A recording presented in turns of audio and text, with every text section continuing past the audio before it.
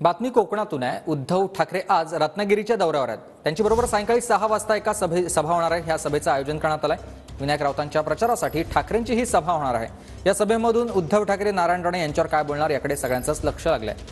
तर नारायण राणे यांच्यासाठी देखील मनसे आता मैदानात उतरलेली आहे। संध्याकाळी 5 वाजता रत्नागिरीमध्ये मनसेची एक सभा आयोजित करण्यात आलेली आहे। या सभेमध्ये संदीप देशपांडे, अविनाश जाधव, बाळा नांदगावकर हे उपस्थित राहणार आहेत। नारायण राणे यांच्या प्रचारासाठी ही मनसेची देखील सभा।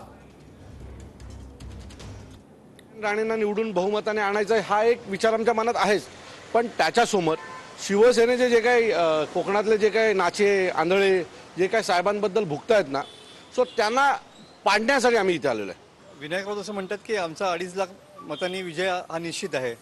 रात्री 6:30 नंतर भिंत चाचपडत जाणारा माणूस 2.5 लाख मतांनी कसा निवडून येणार हो? मोदींच्या जीवावर हे निवडून येणारी लोक, नाही तर या विनायक राऊतला तो राहतो तिथे कोण विचारत नाही। तो काय 2.5 लाख मताने, याने हा जर 2.5 लाख मताने निवडून आला तर मी टकला करून फिरीन।